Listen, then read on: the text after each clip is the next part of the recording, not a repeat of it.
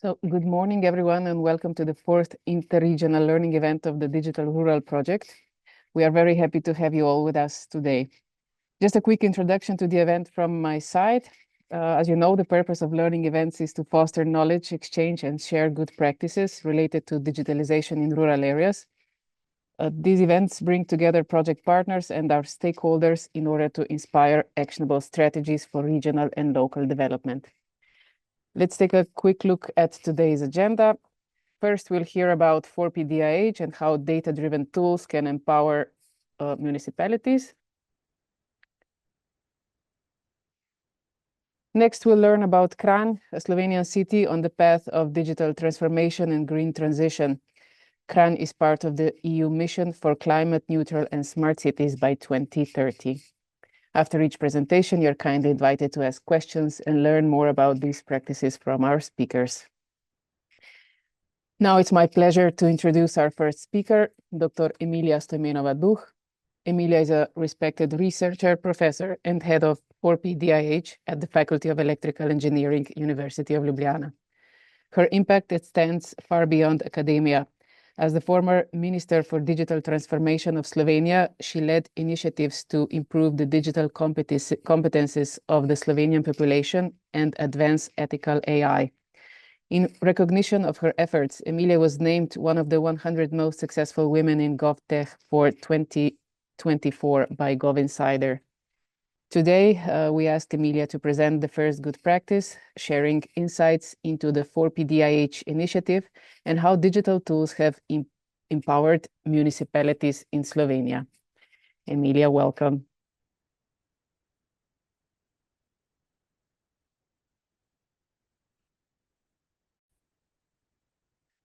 I am recording now.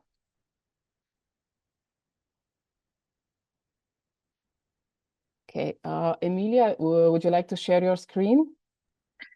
Yes, thanks a lot, Jenny. Thanks a lot for this nice introduction. I'm very happy to be with you today, and I hope that soon we will be able to meet each other in person as well. I know you are familiar with my team members, Jenny, Nina, and Jure, and I'm very happy that we are part of this project, Digital Rural, where we can share what we have learned so far on our path in digital transformation in Slovenia.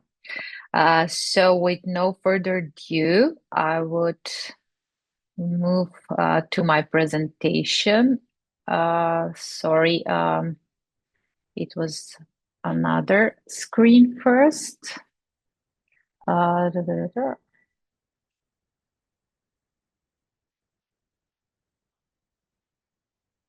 Okay. Just a second. I haven't been using Zoom so much lately, and you can see that. What we're going to show today is how we're empowering municipalities, different sizes of municipalities in Slovenia, with data-driven tools and collaboration within the Digital Innovation Hub for PDIH. You know, that stands for people, public-private people partnership. I know that you have already seen how everything started, but just to dive in the tools that we have produced, maybe just to remind you that the Digital Innovation Hub is a result of different European projects. It all started with Erudite. It was an Interreg Europe funded project more than 10 years ago. Within this project, first, we have initiated the Fab Lab network, and after that, we have started with the Digital Innovation Hub. For us, it was very important that this Digital Innovation Hub does not include only the private sector, but we have also the communities and municipalities on board, because we believe that true changes can happen if the communities are actively involved.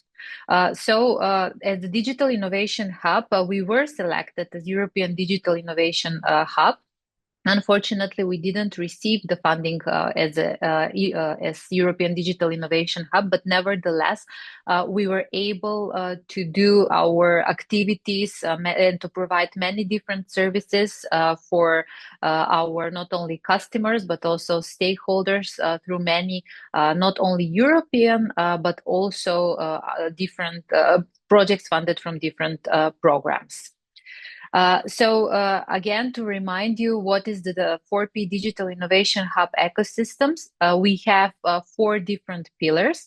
The first pillar is mainly working with the private sector, so different companies, different industries that we have here in Slovenia.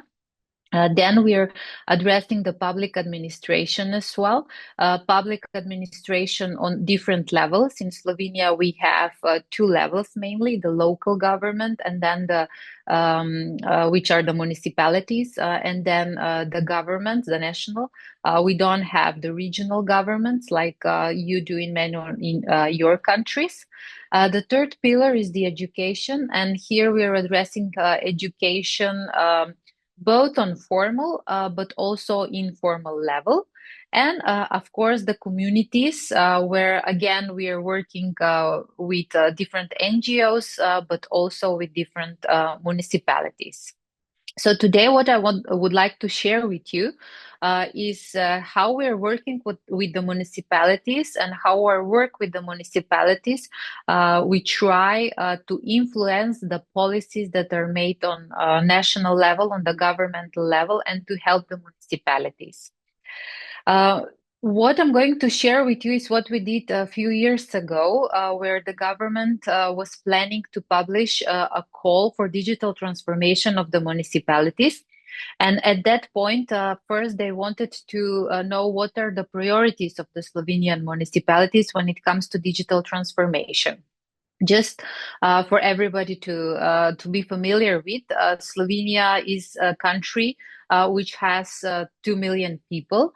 We have 212 municipalities, and these municipalities range from very small, with few thousands of citizens, to larger municipalities.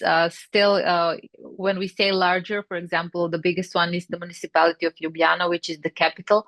And here it's approximately 350,000 citizens. So as you can see, in Slovenia, we don't really have cities as they're defined in European terms. We have towns. Maybe we can count Ljubljana as a city. Even the second biggest city is Maribor, which has approximately 150,000 citizens. So as you can see, that the municipalities in our case are smaller ones that what we have in different European countries. So because the sizes of these municipalities are different, of course, they have different priorities. It also depends on what is going on within the municipalities, what kind of citizens they have there, what kind of industry they have there, then whether it is more rural ones, whether it is suburban ones, and so on and so on. So before the Ministry of Public Administration at the time wanted to prepare the tender for digital transformation of municipalities, they wanted to know what are the priority areas for the digital transformation. And we were collaborating with them at the time. So in order to collect the priorities, we have prepared a very simple questionnaire to collect the responses. It was a very simple Google form that was shared with all the municipalities in Slovenia. Our collaboration with the Association of Municipalities was very useful at the time. Also, the 4PDH was founded together with the Association of Municipalities. So with their help, we were able to distribute the questionnaire and also to help the municipalities that needed some support to fill in this questionnaire. After that, once we had the results, we prepared a report on the findings. And this report was used by the ministry to prepare the public tender. In addition, we have developed an interactive tool where everybody was able to see what are the different priorities of the municipalities. And you will later on, I will show you also this tool, how it looks like. And of course, another thing what we are doing with the municipalities is to help them to get access to funding. So this is also like a bit of an agenda of what I'm going to share with you today.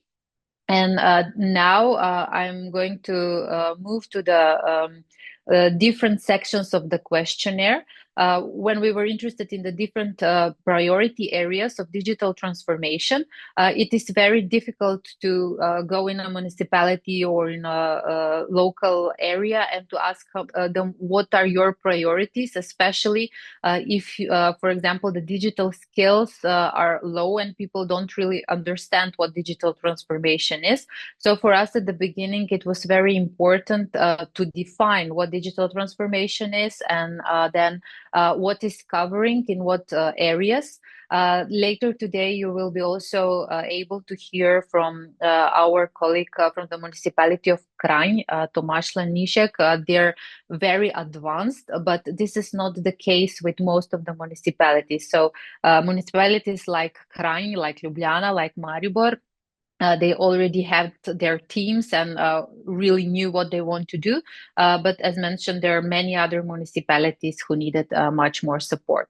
So in our questionnaire, there were 10 different areas of digital transformation. The first one was resource and infrastructure management. And we were really interested in whether the municipalities are interested in energy efficiency in buildings, then whether they would like to improve public lighting, improve the water supply system, to improve the use of public spaces, invest in renewable energy, to improve construction and building management. So as you can see, we defined a whole area, resource and infrastructure management, and then we have added different sub areas, how digital transformation can help in improving in these areas. And what the municipalities need to do, it was just to say how important this is for their own municipality in their own community. The second priority area was culture, sport, and tourism. And here we were including areas like integration and promotion of cultural services, then digitization of cultural heritage content, integration and promotion of tourism offer, personalization of tourism offer for different target groups of tourists, provision of location-specific information to tourists, integration and promotion of sports events, then different other events, and of course, services. The next big area was active and healthy living. And here we were interested in the desire of the municipalities to have more solutions for remote health monitoring of patients, which are their citizens, then solutions for better communication between the citizens living in the municipality and the health centers, solutions for active involvement of citizens in municipal activities, then different solutions to prevent social isolation of citizens, and of course, solutions for home safety.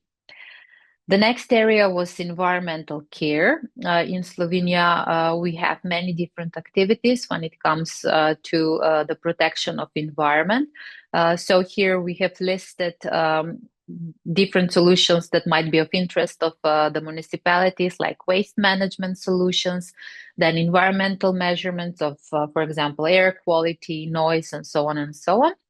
And then this was just a suggestion, an information center as a service for collecting information on environmental irregularities in the field of public services, such as lighting or waste, or in the case of unauthorized interventions in the environment.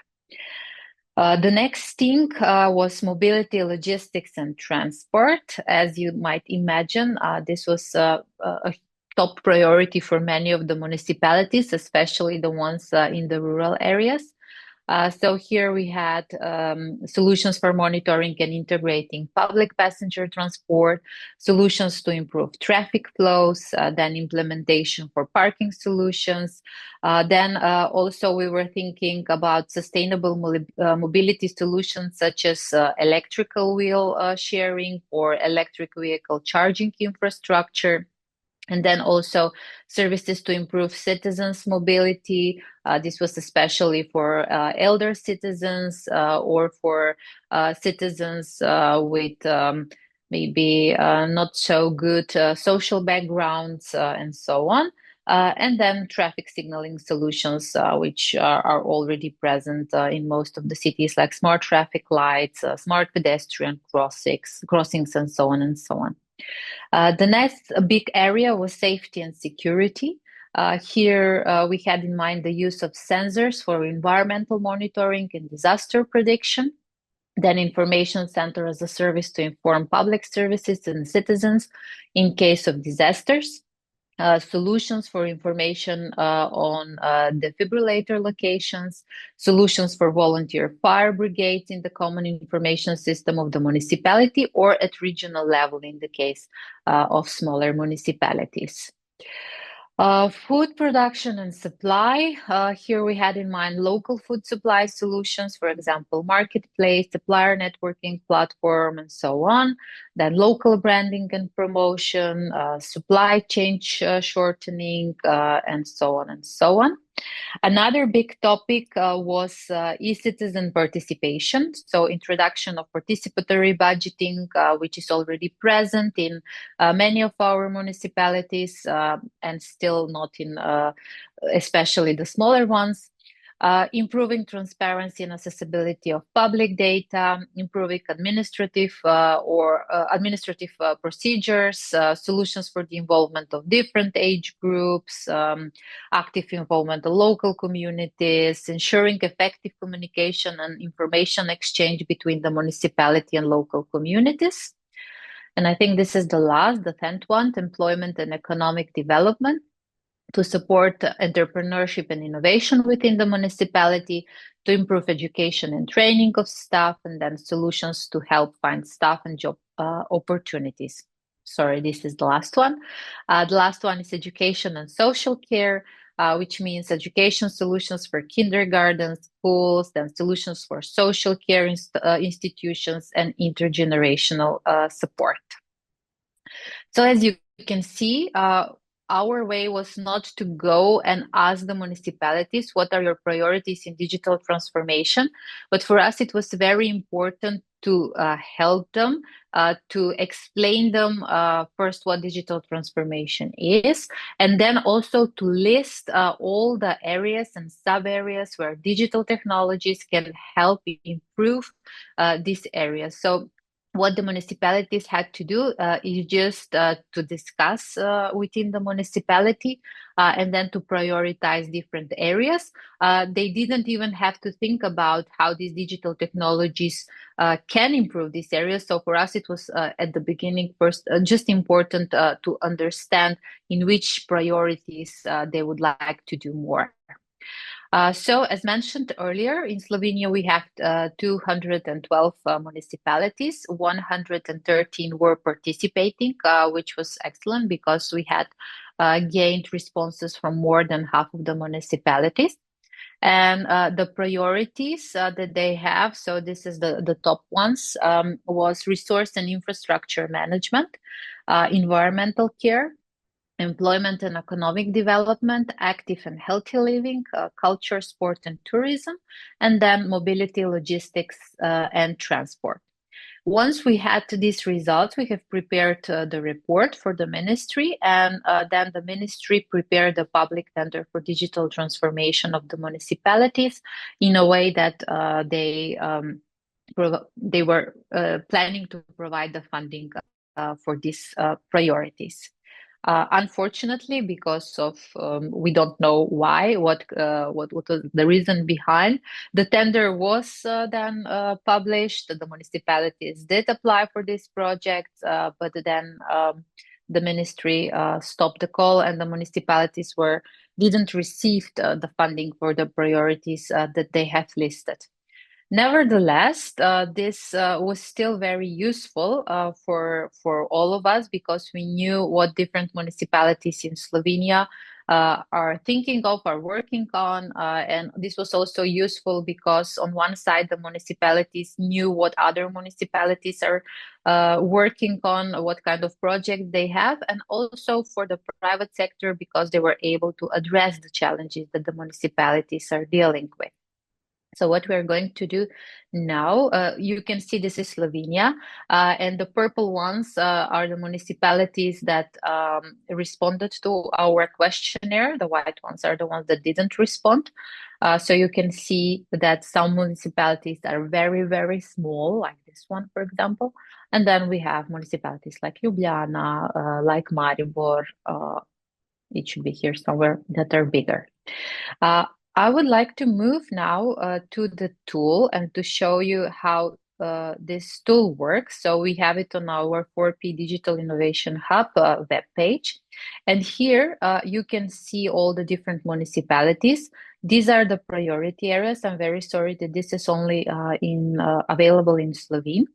So these are the priority areas that I moved earlier. You can see the resource management, culture, active and healthy living, environmental care, and so on and so on. You're able to select the priority area, and then you can see that, for example, environmental care, 11 municipalities, this is priority number 1, for 17, priority number 2, and so on and so on. Then another thing, for example, you can select a specific municipality. Since today we have a representative from Kranj. I'm looking where Kranj is. Sorry, Tomasz. It's it the should be here. eagle. They are a little bit on the left. Yeah, A this one. This little. is the eagle landing Sorry. on the chicken, how we say in Slovenia. So here we have Kranj, and for example, we can see that for Kranj, environmental care is second top priority. We can see what kind of solutions already exist there.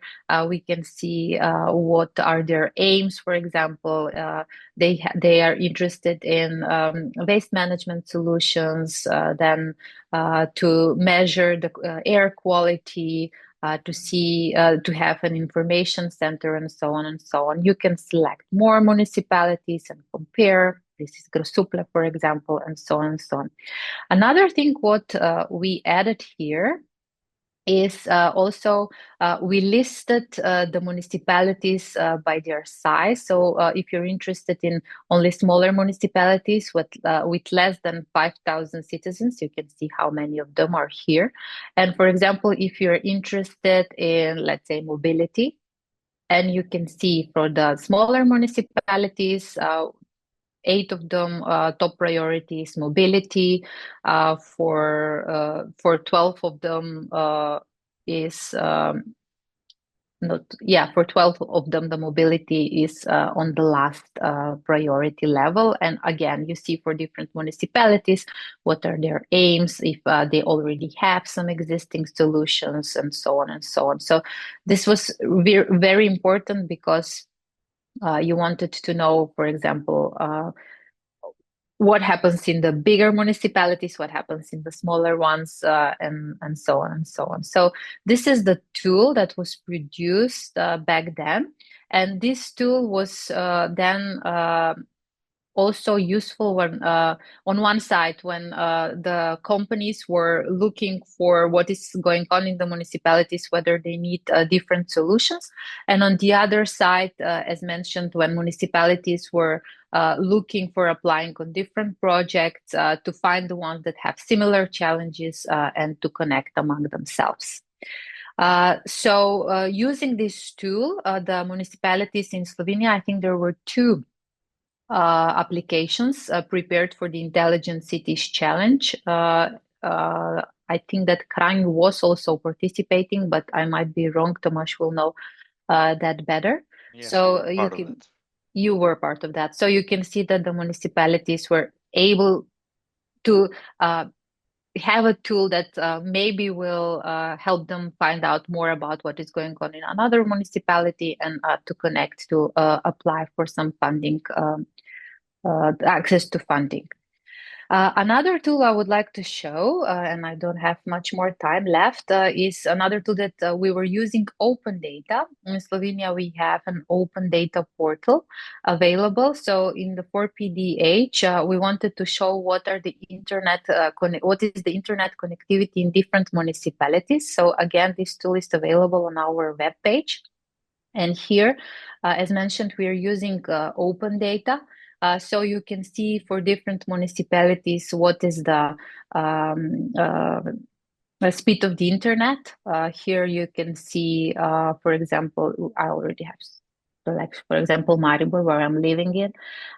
It says that most of the households, it's 80% of households have access, 82.9% of the households have access to more than 100 megabits per second. Then you can see how this municipality is ranked in comparison with other municipalities. You can see what operators are offering internet in these municipalities, and also you can see the type of connectivity, whether it's coax, whether it is optics or wireless. So you have this for all the municipalities in Slovenia. Now I know where Kranj is. And it was also useful for municipalities to see what is going on, what is happening when it comes to internet connectivity. So this was all I have presented two tools that we have produced with the Digital Innovation Hub. As you can see, we are working a lot on data. If there is open data available, we're using this data and then providing different applications or services. And if not, then we're collaborating with the municipalities to obtain this data and then providing, again, developing the tools and providing them to either visualize or, I don't know, to show how this data can be used further. I think that my time is up. So, Jenny, I think it's now time for questions if there are any. Right. So please, if you have any questions or comments, please feel free to ask now or write in the chat.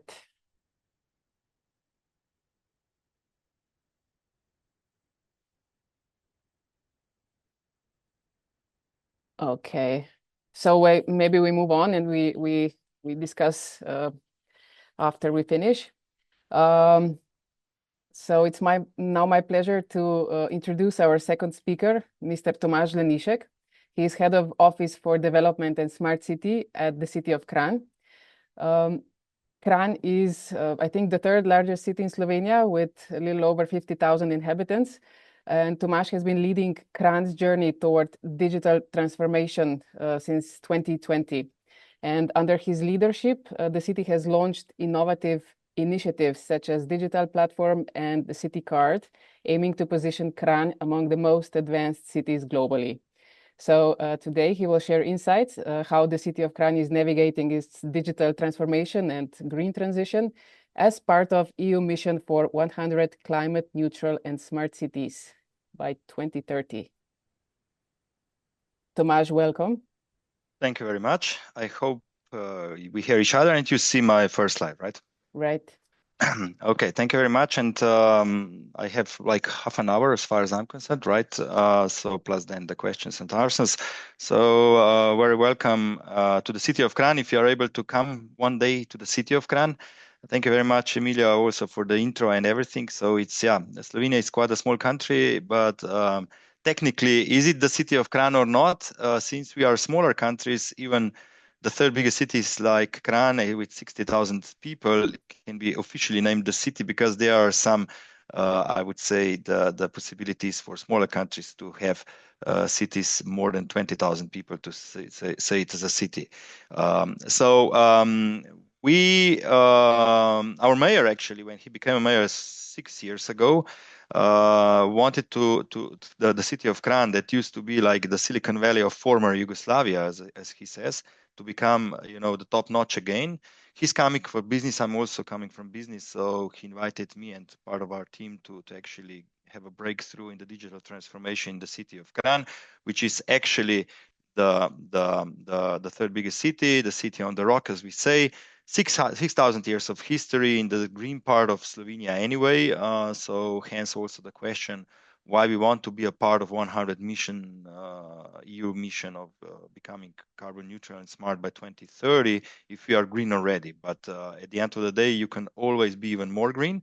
As it's seen on the picture here, we have a nice river of Kokra with a canyon in the city center, which is actually the second deepest canyon in European Union that have the canyon of the river in the city center, and we want to take advantage on it. Otherwise, yeah, we know now where Kran is. It's, as we say, the eagle that is landing, in Slovenia. Again, a quite vibrant city, even now with more and more investment coming into the city with the new business zone and more than 2,000 new apartments in the next 3 years.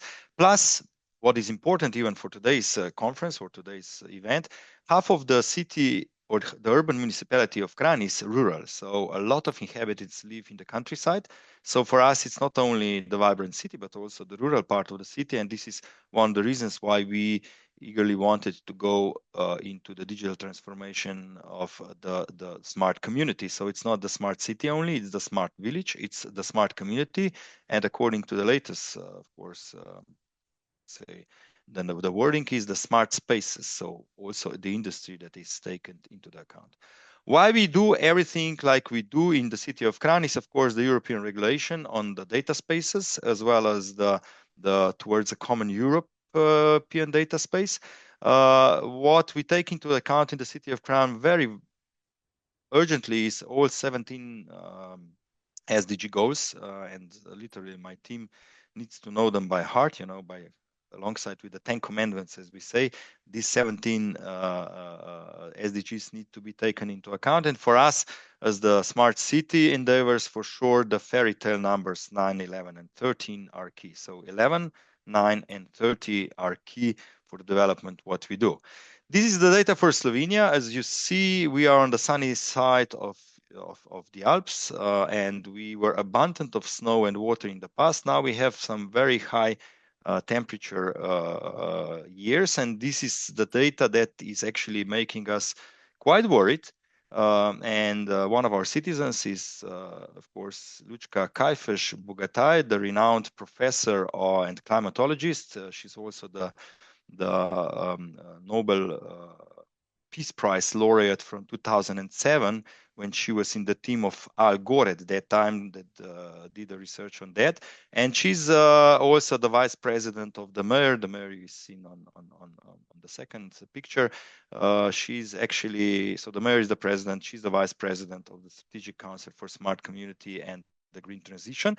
And she's giving us quite a hard time, in criticizing and giving us high aims to achieve. So it's always good to have this kind of proactive citizen that's knowledgeable and very, I would say, resourceful as far as the pieces of advice are concerned. So in this respect, we applied 3 or 4 years ago for this mission, and after 2.5 years of the hard work of having through the documents that we need to actually kill 113,000 tons of CO2 by 2030, and having invested almost 1/3 of a billion of euros by then, so the city of Kran as well as the stakeholders locally, we got this EU City Mission label officially on the 22nd of October last year in the European Parliament. So now this is the the easy part, we would say, because the hard part now comes on the table. Tomorrow, namely, we have the strategic, I would say, meeting of the all key stakeholders. So it's the whole day event. How to now become carbon neutral as well as smart by 2030, and probably you know it. So it's only 100 cities that were chosen out of 470 that applied. And for us, this is of course a challenge. All those cities needs to become carbon neutral by 2030. All the rest, so according to Kyoto and Paris, need to become carbon neutral by 2050. The idea is, of course, that there is a high moral, I would say, alignment in that. Most likely we will not succeed, or even if we don't succeed, there's no legal binding on that, so no big problem for that. But of course, if you're not active, then other cities that are more active are going to take away a lot of European money that is available already and it will be available in the future. For us, since we don't have any heavy industry in the city of Kran, it's going to be probably quite possible to achieve. The second city that was chosen from Slovenia is the city of Ljubljana, of course, the capital, which is much bigger and has even bigger problem in the traffic or mobility, and the city of Velenje, which is actually going from not from transition to green, but going from brown or black to green, because they have to shut down the mining, the coal mining there, and they have to do the transition into the green, which is also one of the very nice I would say takeaways for the European Union in some cities that need to then go into the transition like the city of Velenje is going to do. For us, again, for the city of Kran, we had to deliver at least 100 these climate neutral smart cities. We are there 100%, even now with the record high budget for the 2025, but all the budgets now from now on need to comply with the SDGs, as well as having at least 3 goals for the carbon neutrality smart city contract that was approved by European Commission, and it actually is consisting of 150 pages that we need to actually go into the transition like we want to do. It's not a big secret, of course, which are the low-hanging fruits. For sure, the just transition is important, and the air quality also in the rural area, because a lot of people are going from the city center or from Ljubljana, the city of Ljubljana, into the rural part, which is also the Gorenjska region where we are. A lot of people are moving from Ljubljana to the city of Kran or in the suburbs. And when we want to do this and having the whole, I would say the mega, I would say mega transition nowadays on the global level. So people are going to live in cities. So 3 out of 4 are going to live in the cities by 2050. Then cities needs to invest upfront and be prepared for this kind of movements. Creating jobs is important because for the city of Kran, we have half of our population going out of the city of Kran for daily work. So consequently, a lot of CO2 is actually directly involved with that. And we have then the neighboring smaller municipalities where people are actually working in the city of Kran. So it's again, going people out, and the other part of the people coming in brings a lot of traffic, congestions, and all the thing. And this is why we want to have the sustainability. And there, if we don't have data available, then it's hard to manage. In business, we say you cannot manage if you don't measure. So in this respect, we want to actually take the tools that are available. Some tools are not available yet, and this is why we went into the call for tenders and make them available. But just, for the hint that these are the 3 documents, so the investment plan, the action plan, and the commitments documents that were approved by European Commission. They were co-signed by 50 stakeholders in the city of Kran, so local businesses, let's say university, then also the Institute of Josef Stefan, and let's say, for example, the Faculty of Electrical Sciences also is part of that story. And in this process, then of course, we are looking forward to be successful by 2030. These are all 3 mayors who signed the document back in 2022. That was signed in Ljubljana. The next session was in Velenje, and the last session was in the city of Kran. So when we see how the whole roadmap, I would say, in the city of Kran was, it's a little bit of the Olympic Games circus, I would say, because our mayor is also the president of the Ice Hockey Federation of Slovenia, so he does not take no for the answer. And whenever we have some bigger challenges, he says, look, in 2018 in Pyeongchang at the Winter Olympic Games, the small team of Slovenian ice hockey team beat United States ice hockey team in the first round. So don't tell me that it's something is impossible. If we made that, then everything is possible. And in this respect, we say, okay, let's go to this digital transformation in a way how it was. So we made everything available as far as the legal ground is concerned, because in the public sector, I don't know how it is in your countries, but in Slovenia, in a lot of cases, the excuse is that there's no legal ground, or it's not possible to be done, or nobody has made it yet.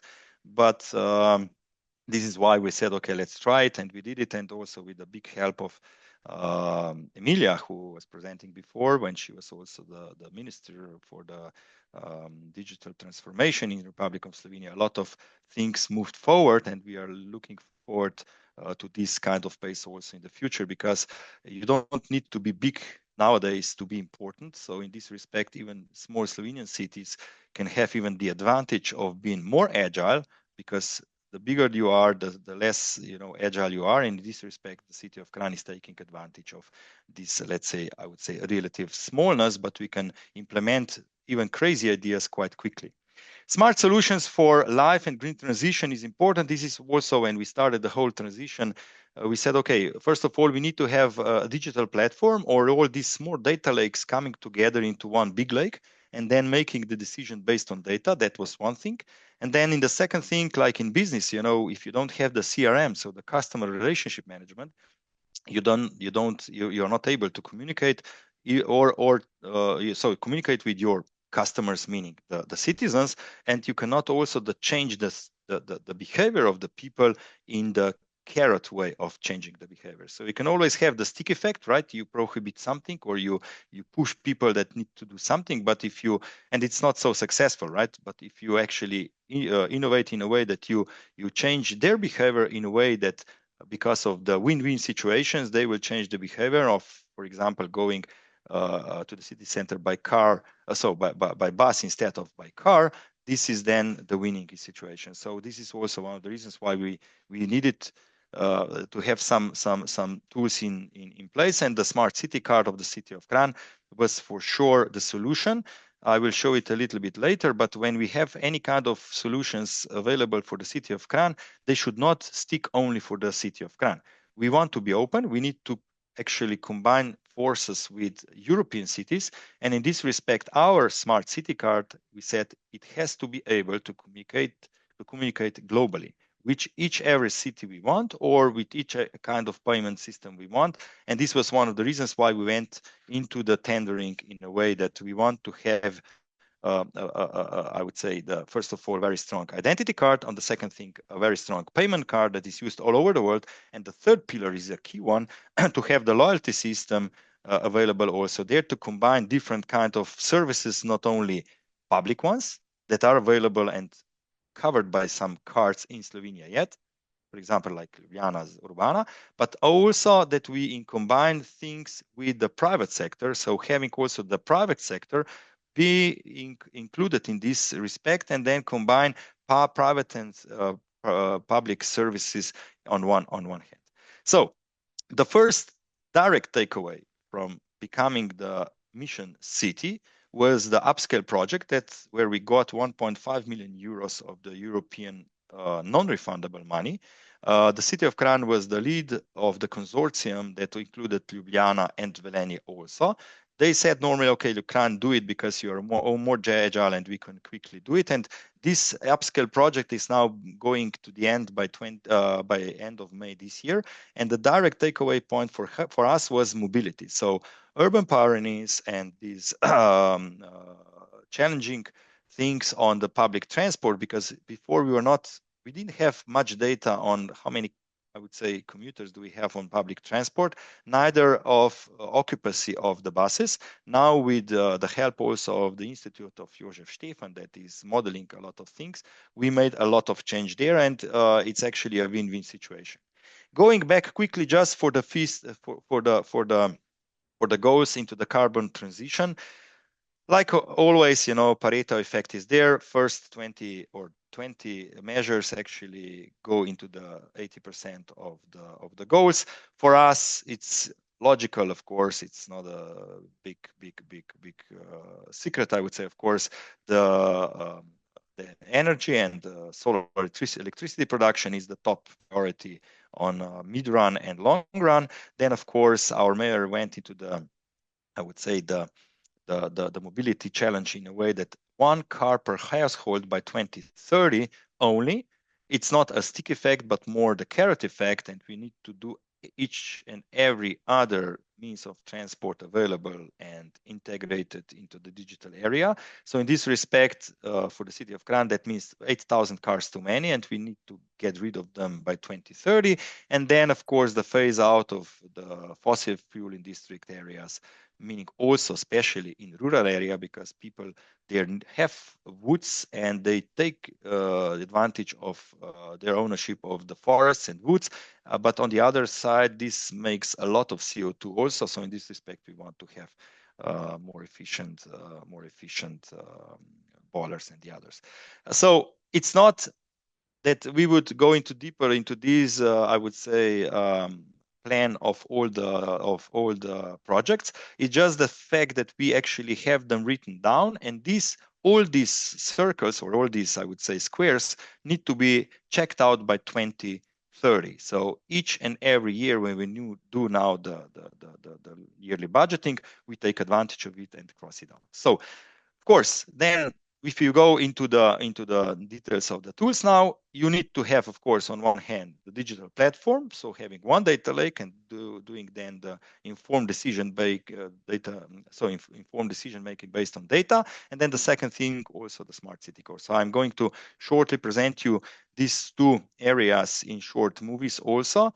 And then, of course, the last thing that we were very successful now, we are one of the 2 consortiums in Europe now, when the data spaces for smart communities and spaces are given as a pioneer projects to these cities in order to see what's possible to be done in the cities.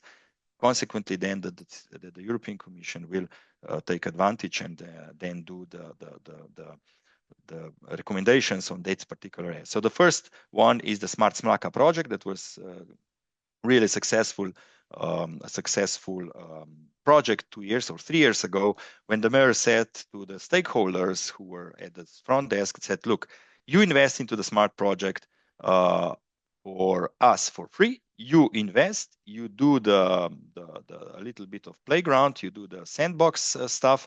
And when you succeeded, we actually get granted the reference that you can actually apply then for the big tender that the city of Kran actually made it 2 years ago. And you will be eligible to apply also for there. So it's like 1 million euros project that was actually invested by other stakeholders on the rural area of Mlaka, which is the suburbs of Kran, where the whole, I would say, the sewage was renovated, the electricity and water system was renovated, and at that point of time, there was an idea: let's make all the sensors smart, so connected to the IoT via IoT into the digital platform, and do then the takeaways for the citizens. And what you will see now in this 1.5 minute video, the whole idea how that was done and how things are actually how things are available now also in the city platform of the city of Kran.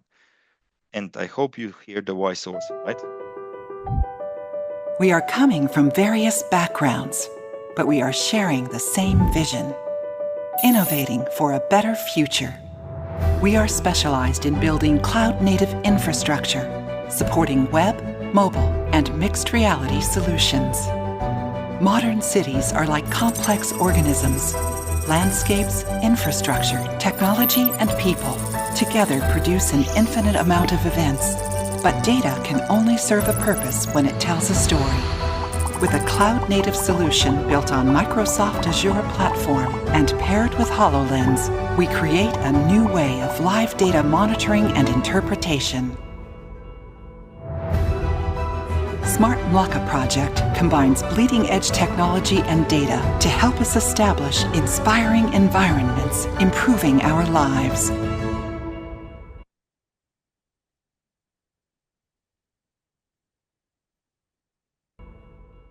Looking through the HoloLens headset, a new perspective of the Mlaka emerges. In it, physical and digital objects coexist and interact in real time. When we are able to look closer, we can see further. What will the future look like for smart cities? With artificial intelligence, we can predict it. Technology offers an answer to smart city planning.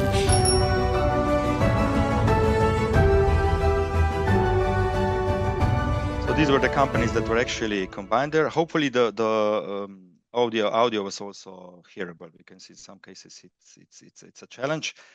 So that's the whole solution architecture. It's not the idea how you do it, but we started that with these 450 houses there. The test before you invest was successful, and based on that, we then published the tender. And the takeaway was, of course, the benchmarking of the role of the public sector and location intelligence in smart spaces. The European Commission, Gartner Institute, and the Joint Research Center of the European Commission recognized these particular projects as one of the top 5 ones in European Union 2 years ago. That was in June 2022. The QR code to the report, the official report, which is also the scientific report of 100 pages, is there. And the city of Kranj came into the nice family of the city of Helsinki, Guimarães, Port, Rotterdam, and Tallinn. So it's good to be a part of that. And based on that, we were able to actually apply even for more successful projects. And then combined with the platform, we wanted to have, and the platform is already up and running. You can download in the iOS or in the Android stores the Smart Kranj, Pametni Kranj application. You get all kind of data there. If you're registered, you get even more data, and it is already available now also together with the Smart City Card. Cekar is actually the city card of the city of Kranj. The Cekar in Slovenian is like a basket, local basket when you have everything in, from bread, some beverages, and all the others, but you don't have the analog Cekar. You can have the plastic Cekar. You can have the virtual Cekar. You can have the Cekar on the smart watch, and this is important to have all kinds of possibilities to have them together. So the presentation of the Cekar also. Babi, jaz grem vmes! Da nauš Cekar pozabil, kuhna ga imam. Hvala, babi, se vidimo!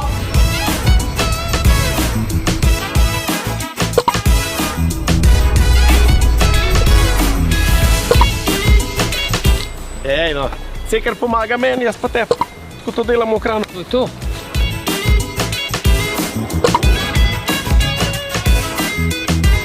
Sem mislil, da peš, pa grem kar s kolesom.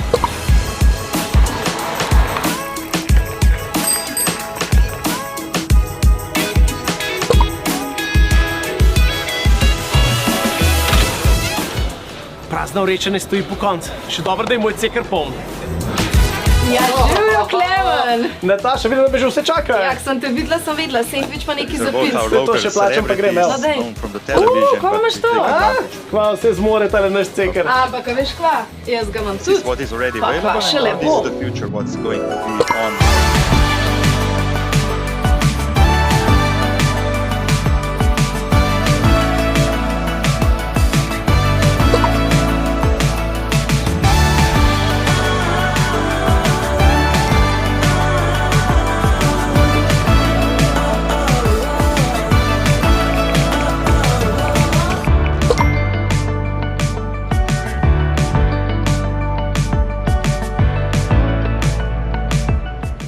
Spet sem pozabila komunalo plačati. In spet bom zamudila na trening. Ali pa ne.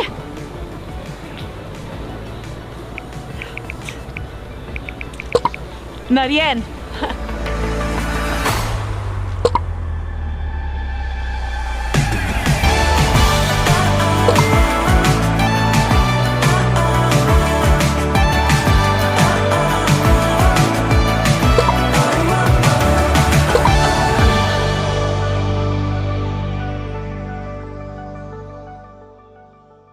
So that is just in a nutshell what Seeker is. It's important that it's globally acceptable. And the takeaway is also when you have tourists coming to Slovenia, coming to Kranj, if you preload, let's say, X amount of money and you have still 50 euros when you go home, you can spend it at your home, at your town, in your city. So it's not something that the city of Kranj would owe you in the future. And this is just the other way around how it is in some other cities. For us, it's important that it's central. For Kranj citizens, it's for free. So it's the investment of the municipality into our people. So the rural one and the the downtown one. For the others, it's a minimum amount of money that they prepay, but then they can use it. And the important part is here the smart pricing, that you always have the best for people in a way that when you change your habits, you get extra points, and by extra points, you can spend those kind of points for different kind of things. A bit of the framework, of course, it's a lot of technology behind, but the important thing is that you start from scratch, you start from the beginning, and then it's going to be upgraded in the future in all kind of perspectives in order to include every citizen in the city of Kranj. The rural one, even more than the downtown ones. But the important thing is also, for example, when we got also the award of the Ministry of Digital Transformation the previous year on the e-health as well as on the food optimization supply chains for the schools, when we want to have from forks to from the, I would say, from the field to the fork to the plate, that when you get the food, that food should actually travel as less kilometers as possible.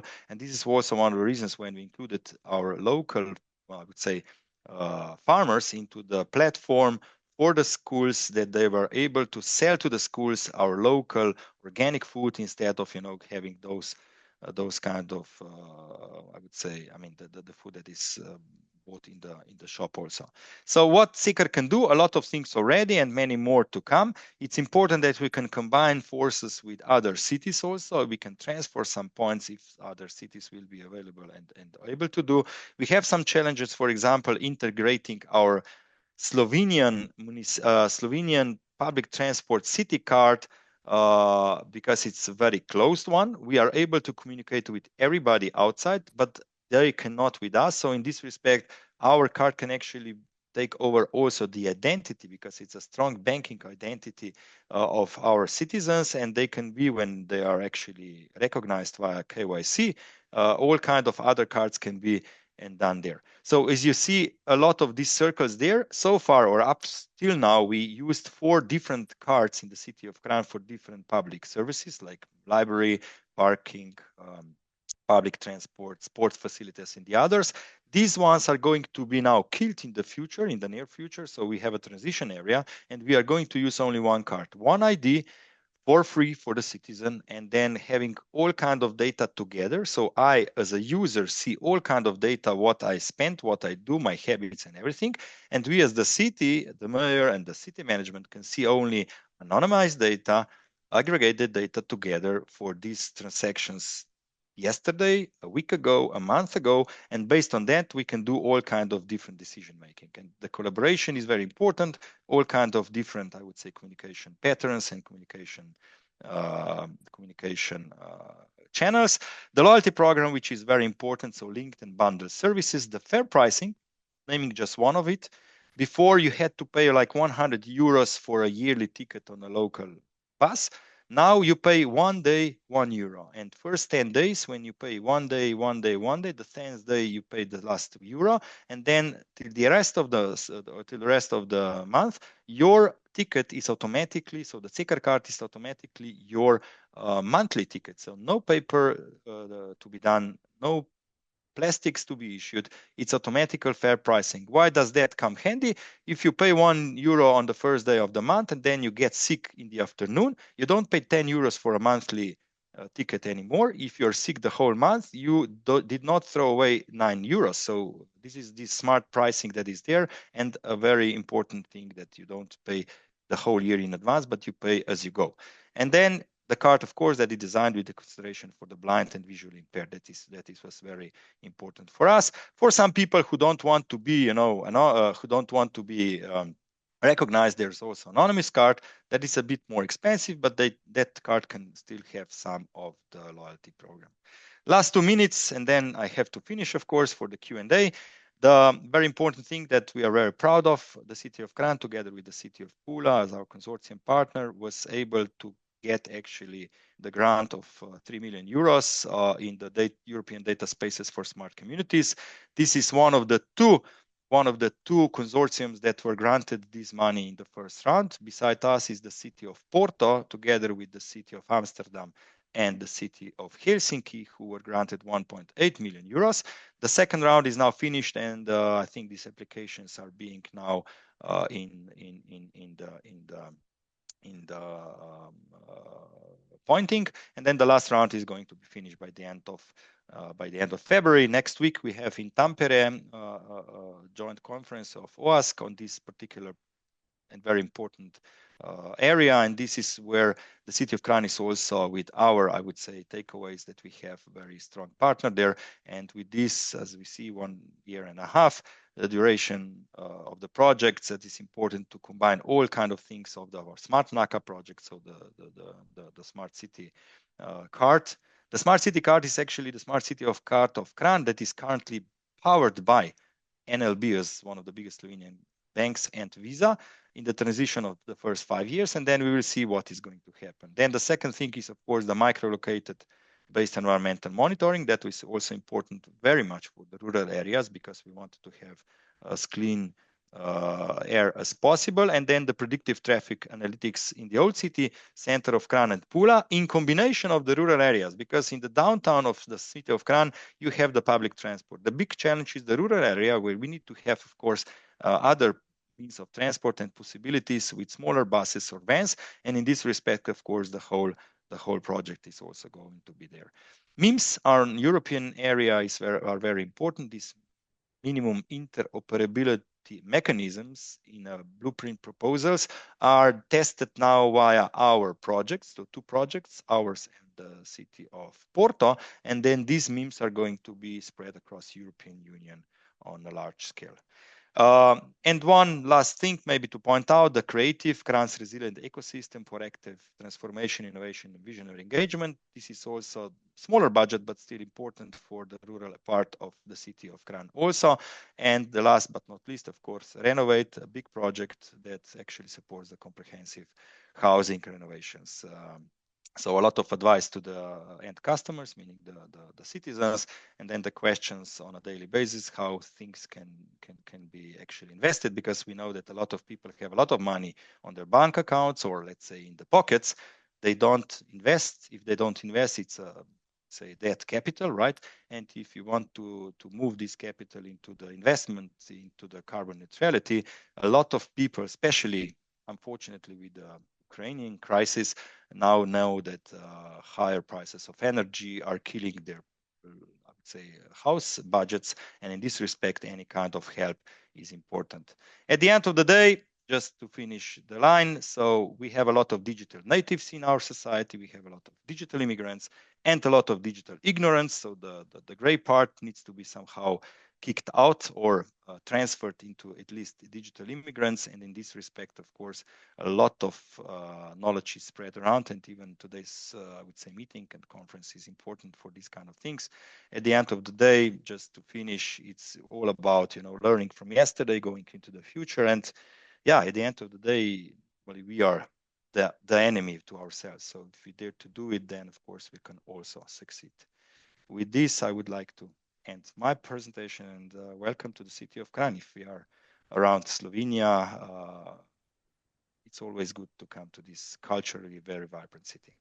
Thank you. Thank you, Tomasz.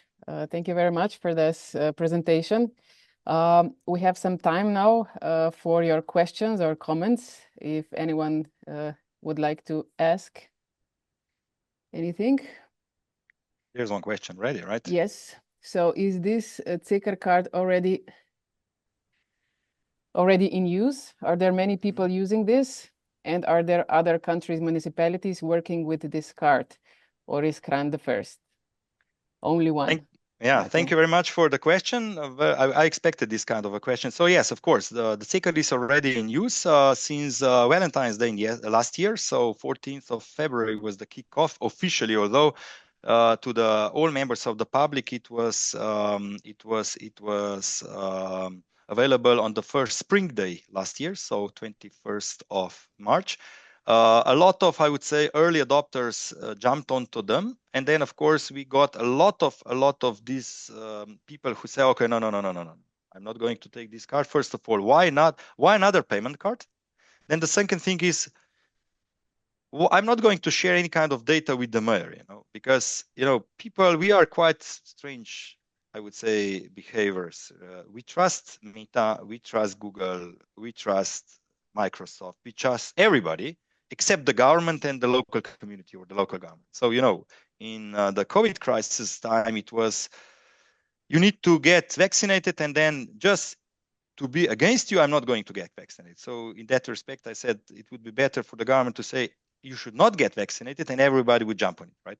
So for some reason, irrationally, people don't trust the big brother that is called the government. In Slovenia is that even more so. So for the Cekar card, we said, look, if you're going to push it, that you need to have it, of course, people will be against it. So it has to be a win-win.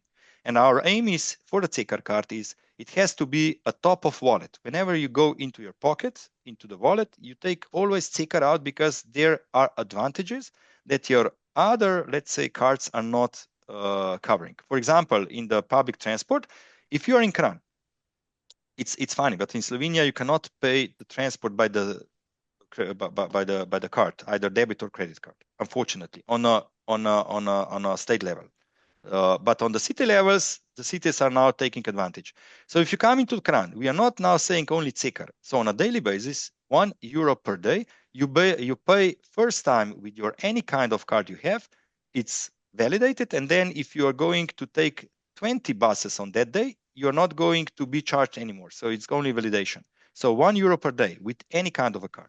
But if you want to have a monthly, so smart pricing for the monthly and yearly ticket, then you have to use card or the Cekar card, because you have the data behind. Because we as a city, we don't have the legal ground for somebody who's not a citizen of the city of Kran to pay for him something for free. So in this respect, if you're identifying, even with the, I would say, if you're identifying yourself who you are, then you get this extra point. So in this respect, you have some additional things. For example, there was a good thing, and we are now implementing it. When you go to the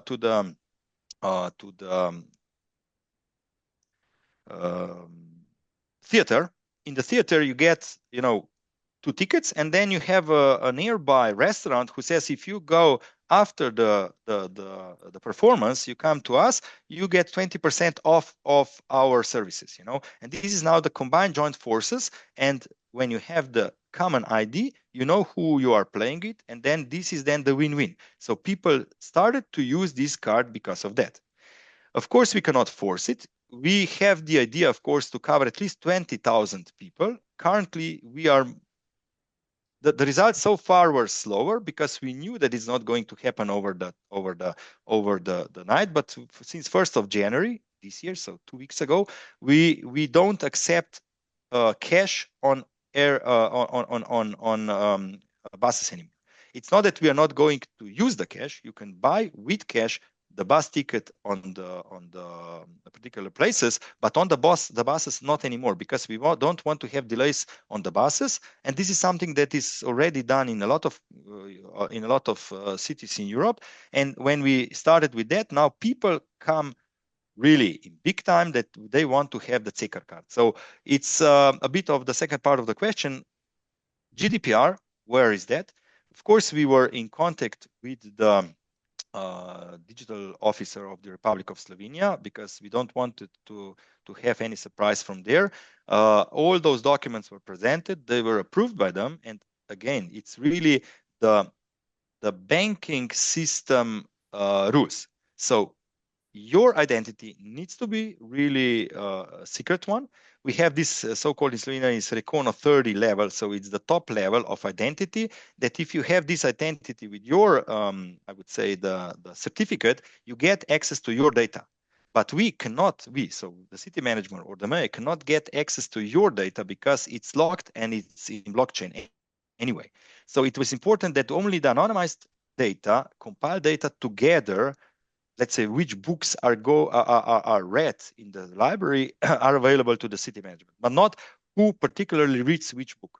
Of course, people do not believe it, even with some censoring in the in the downtown. You know, the easiest part of what kind of visualization that camera that is actually counting the pedestrians and cars and bicyclists is that you have a QR code of the camera there. People can snap the QR code and see that only zeros and ones are there, and there is no video that is transferred to the city management. Of course, at the beginning, some people do not believe it, but at the end of the day, when they see the positive sides, they accept it. As far as the card as such is concerned, it's a unique one on European level. Even Visa admitted that. So that was one of the reasons why we were invited to Barcelona last November on the Smart World Congress of Smart Cities, and we are together with the city of Tampere, with Microsoft, with Aramco from from Saudi Arabia, and Deloitte on one round of these new technologies that are available, because it's very optimistic. And again, it's easier to do it in smaller cities than in bigger ones, but we have already some of the calls for other cities, big cities in Europe, who want to adopt this kind of card in their cities. Not to mention, of course, and here Emilia will definitely know more on that smaller municipalities, when you have 212 municipalities in Slovenia, don't have the IT power and the knowledge in those smaller municipalities to actually come with their city cards or town cards. They can easily adopt our card because we prepared the know-how and the project itself in a way that we needed like 2 years of negotiation and all kind of things. But newcomers that want to adopt our card can actually do it according to ZN3, so with a short, so odprti postopek with open call. In 3 months' time, each and every municipality can jump on our project together and adopt this card. So for our mayor, since he's also the president of the regional Gorenjska region part, is that this card becomes the regional card, and all these smaller municipalities can jump on it easily and quickly.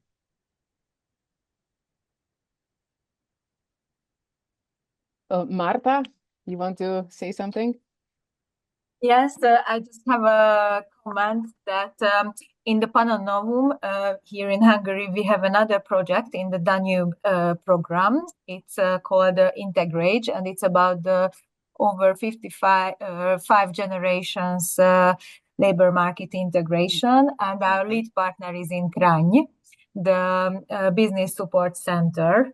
So we have a nice network in your city, and I can absolutely agree with your sentences. So your city is very beautiful. Last April we were there, and we could see many beautiful places and beautiful initiatives related to business support. So for us, it's a big pleasure to have a partner in your city.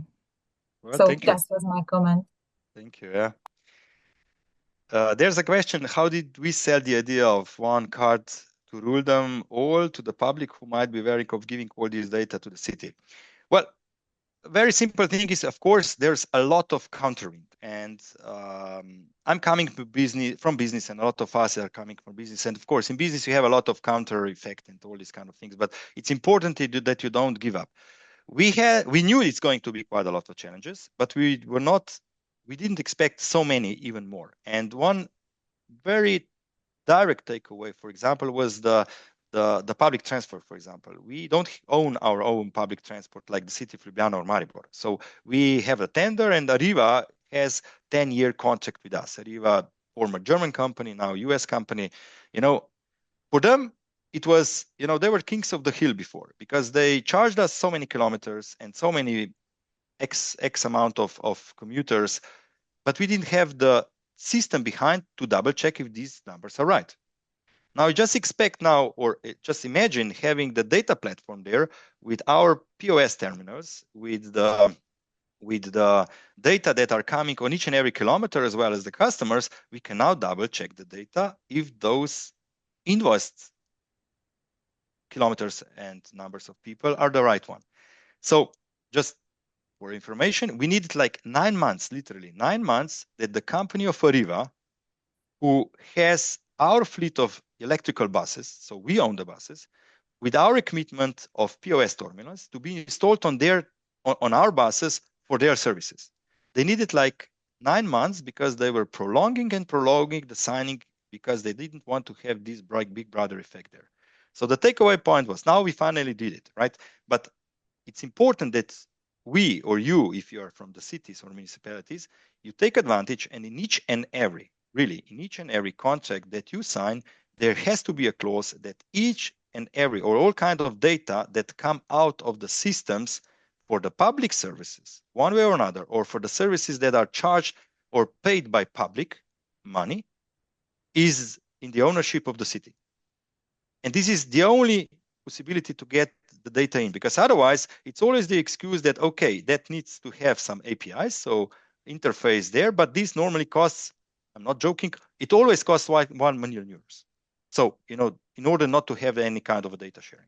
So in the beginning, it was quite hard, but now we see it's easier and easier. And the people, especially, the users of the mobile phones, to have the card online, NFC, we don't want to have the plastic money, but we want to have it on the, I would say, the wallet. And this is something that not only youngsters like, but even older people really like it a lot, because it's not safer physically, there. So yeah, Zeker card, see it, so it's here, right? But you have also in the Zeker card in the telephone, you have the Zeker card on the smartwatch. So each and every possibility that you have, it's there. And with this respect, people were not used for us, for example, that the public sector could offer them something that, let's say, even Revolut or N26 can do. Because for us, when we have also these virtual cards, they use it for the online shopping, and the limit is 1,000 euros per day and 10,000 euros per year. We saw already after 9 months that this 10,000 euros is not enough, because Visa normally offers 15 or 20,000 euros per year, because we had 2 users who had to stop their usage of the smart city cards because they went to 9,800 euros in first half a year, because they use it all over the world. So what they had to wait, of course, the 1st of January when they reset the number. So since 1st of January, again, it comes from this 0 to 10,000 euros. So we have even those pioneers here that are very, very very, I would say, satisfied with that. And these are the guys who actually are the best, I would say, the best missionaries for making a lot of good voice for the Zeker card. So that's brilliant. Sorry, it was me that asked the question there. What rate of adoption are you sort of hoping to get then in the next sort of 12 months or so? So when we were negotiating with the bank, we said there's almost 60,000 people in the city of Kran. The goal was 10,000 city cards to have in 1 year, or at least this is something that we negotiated. And then when you have the tender out, you had to have the prices per card, or to one amount. So that the common denominator was 10,000 cards. Let's say the library of the city of Kran has 19,000 users and this is like a regional library. Out of that, there's 12,000 people in the city of Kran. So the idea is, of course, and it's a bit of a push, but we don't want to have, again, a stick one. We want to have a carrot one. You need to renew the membership in the library every year. That's 18 euros. And now when people come there, they pay the money there so physically or online. You get a new card for free, of course, because the city is paying for you, but you need to have the KYC done. So know your customer done according to the banking procedure. So ID, you have to be present, a few questions. If you're a politically involved person, you need to sign in another signature and one more thing, and that's it. So you get it for free. So with this 12,000 is there possible. The challenge there is, of course, young people, because we want to have each and every youngster in the primary school to have also this kind of a card, which is a card that is a sub card to the parent one, because children can use this card for the identity at the meals. They can pay the meals in the school. They can open the gate of the school if there is the gate that is open. They can open the locker with this school. They can use it for the bus. So it's everything on one thing. And again, we don't see the data what these kids are spending and using it, but it's the MOC ID, so identity of each and everyone. So we can go as high as 60,000 people. Of course, for the cards, we will not go there, but for us, 10,000 to 20,000, it's something that is then really a success story in the next 12 months. Yeah, it's great. Good stuff. Important is, let's say in Ljubljana uses the card, but it's a closed one. If you're a foreigner going there, you have 50 euros still there in Ljubljana. And if you don't come back to Ljubljana in 3 years, the whole 50 euros go to the city of Ljubljana. So you don't get that money back. In the case of Kranj, if you have still 50 euros as a foreigner on the card, you spend it at home. So it's not something, that you would be. It's like, South Africa. If the value-added tax that you go there out of Africa, South Africa, I know personally, if there was $66 of the VAT that is going to be there, the South Africa gives you like a Visa prepaid with the 66 euros there. As you go, here is the card, spend it somewhere else. I mean, they don't care. And this is something, easy to do business with, and this first good impression with the citizens. But of course, there's always this big brother effect. And then, of course, digital ignorance, they will be the last ones who will jump on it when their pocket is going to be burdened more than from the ones that used the card before. But push is not the answer. So it always has to be like, a wish. You want to have a wish to get it. We have one more question. How did you get on board older citizens? Easy. I mean, easy. We should not neglect the fact that some older citizens are even smarter than the young ones, right? In the old days in Slovenia, the pensions were delivered literally in the envelopes by postmen. This is not the case anymore. So in this respect, people, each and every one who has the bank account normally has also some kind of the card. So normally it's possible that they don't use it. In Slovenia, it's quite special because when you're 65 years old, you get the state-wise free of charge transport card, right? So they use it. Some people still don't. We said, look, try to do it. And the only problem normally was I don't know how to get the onboard and I don't know how to do it. All those older citizens have some friends, they have sons, daughters, they have granddaughters and grandsons. These are the best way. They show them how to do it because they normally get some funny money also for these kind of services. And then when these people start to use it, they actually feel really involved and they started to think in that way that this is value added. Our mayor said, for example, that's a very direct possibility how to actually make the progress. We have this big swimming pool, the Olympic swimming pool that Ljubljana is getting also by the end of this month. So the price now so far was 5 euros there. And other municipalities did not want to invest into the, I would say, operational cost for that. And then our mayor said, look, we are going to double the price of the usage of the daily ticket in the pool, for example, to 10 euros.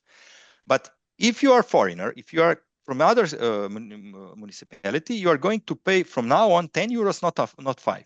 For the city of Kranj citizens, you will you will pay, if you are paying with cash or with your bank account, you are going to be charged 10 euros.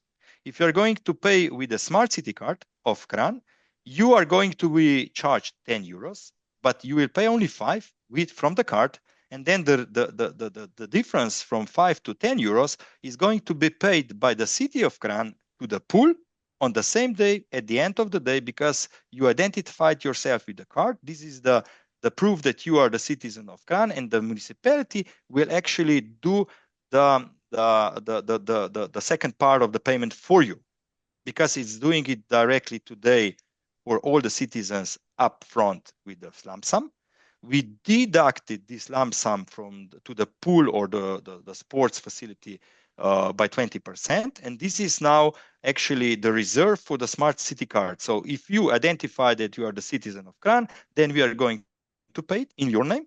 And everybody else who was going to this particular, I would say, pool today, and we were from Ljubljana, from other municipalities, we were the free riders. From now on, it's no free riding anymore. So yeah, I'm paying more, or I'm also pushing to my mayor. I'm not from Kran, to my mayor in my municipality to actually persuade him to join forces in this smart city concept. So if I'm only alone, he will not, even listen to me. But if there is 40 or 60 of us who want to actually live healthy by swimming into the swimming pool, maybe our municipality is going to also join there and going to be a part of this project. So it's always this, a little bit of semi-push or at least carrot effect, not so much stick.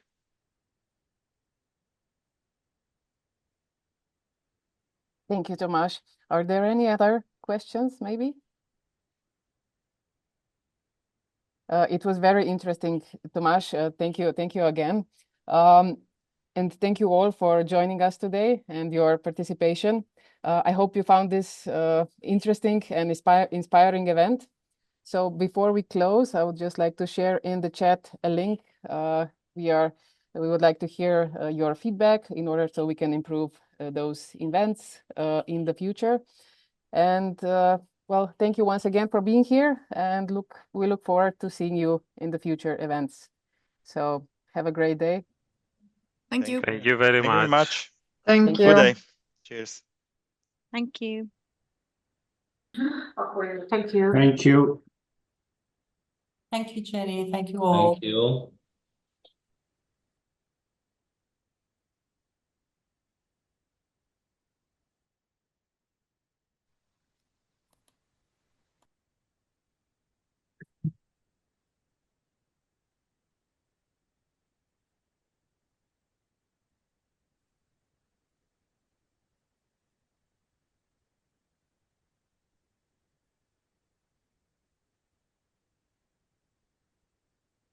Je bilo v redu, a ne, se najbrž. Ja. Se odklopa. No, super. Ja. Časovno smo tudi v redu, ne? Ja, malo je tako tesno s časom. Ja. Pol se, pol, ko se razgovorijo, pa je treba že zaključiti, ne? Tako da, hvala lepa, zelo zanimiva prezentacija. Mislim, da se bomo še srečali. Emilija se je mogla opravičiti, je mogla zapustiti sestank. Ja, se smo tudi zdaj pogajanje, zdaj še z NLB-jem, ker so odločene stvari še za narediti, ampak se nekoliko zato smo predstavili za 15 minut, pa ker so se pred novim letom pogovarjala. Njo sem rekel sam, ok, če že rečemo je to. Se je pa zvok slišal, ne? Nisem bil prepričan. Super se slišal. No, včasih je, če ne odkljukaš šunga, ne, da vključiš zvok, potem je samo slika, ni pa zvoka med videi, ne. Tam je pa videi, če so brez zvoka, so malo neumljeni, zato sem sam preveril. Dobro je bilo. Jaz se vam, glede na to, da se vam mudi, bom še napisala eno zahvalo, pa eno ponudbo, glede na to, da ste tako IT usmerjeni. Mi imamo ICT Academy, to je programe usposabljanja. Bi vas povabili na kakšno zadevo vas ali koga od vaših, vam bom poslala, pa si boste pogledali, če je kaj zanimivega za vas. V redu, odlično. Hvala lepa. Pa lep dan. Naslednje enako. Hvala. Živa.